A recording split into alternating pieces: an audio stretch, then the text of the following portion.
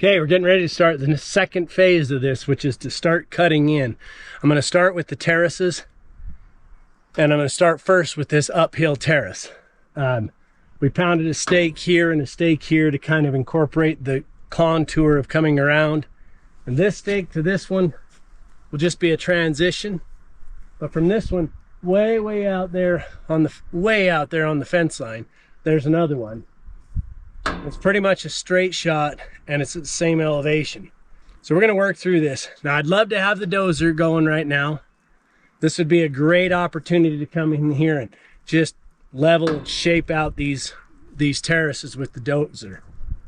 I don't have it worked over yet. I just flat didn't have time this winter to get to it. I can do this job as fast as the learning curve of figuring out that machine and getting used to it out here on the mountain. I got plenty of other applications for that machine once it becomes a top priority, but we're just trying to get caught up with a few of these things and get moving. So I'm going to do it with this excavator, and you'll see how I do it. I'll loosen the top and loosen the uphill side. I'll pull 2/3 of the material that needs to get relocated. I'll pull that out and set it to the downhill side, and then I'll push forward with the blade, and that'll take out the center line. I don't want to over excavate the center.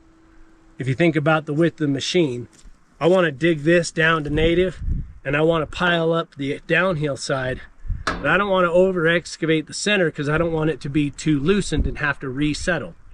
So I'm going to take from the top, set it to the bottom, and push a full machine width so that the blade can take the little bit of native off and keep it pretty well compacted. That way I have less disturbance in the soil and I can get it worked into a pretty nice cut pretty quick. I've done all of our roads up here with a Mini X. In fact, the first bit of roads that I ever did up here was with the little 10,000 pound, 12,000 pound Komatsu, a PC55 that we first owned. I dug all my roads in a week, my initial access roads, refined them over time.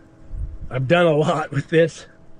I'm pretty good with it, so we'll rip through here pretty quick and get a lot done in a hurry.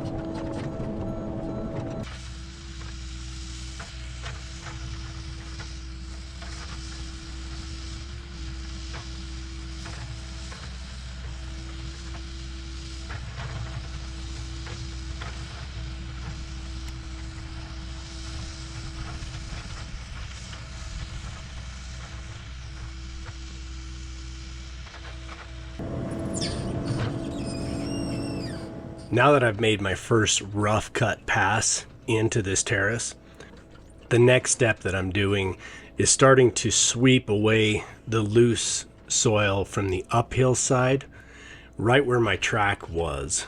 And you can see that I dig out that uphill track and I'm actually burying right over top of my downhill track mark.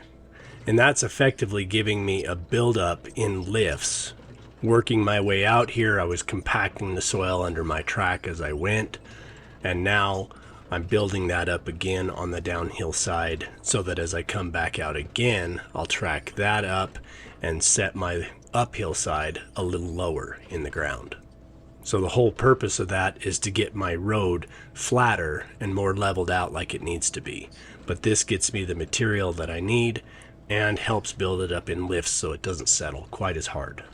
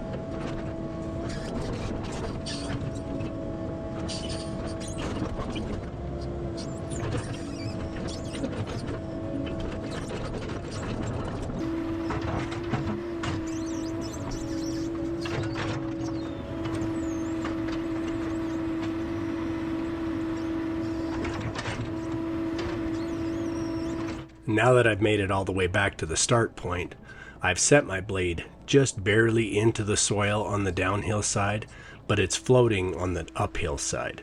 And that's going to allow me to level the soil as I go forward and still leave enough on the downhill side to pack up underneath that downhill track. Once I get all the way to the end on this pass, I'll make another pass or two as necessary to get it firmed up and leveled up nicely. On the last pass or two, I will actually back blade this instead of cutting. So I'll put my blade into float position and roll backwards over it so that it can just lightly even out the humps and bumps and leave a really nice smooth surface.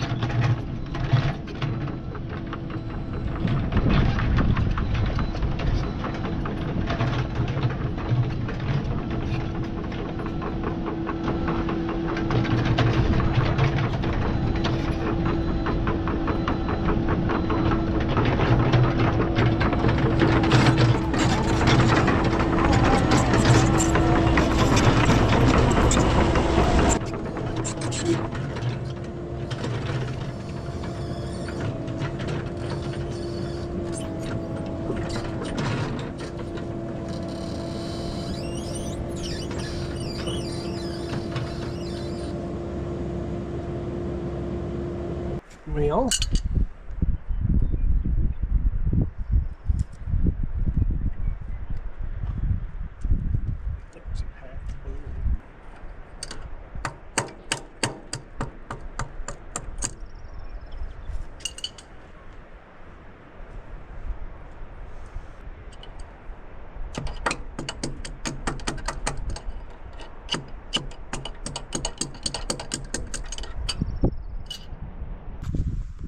Pinch the hose. That's looking pretty good. A little bit wider, a little bit more, then we'll make another cut down below.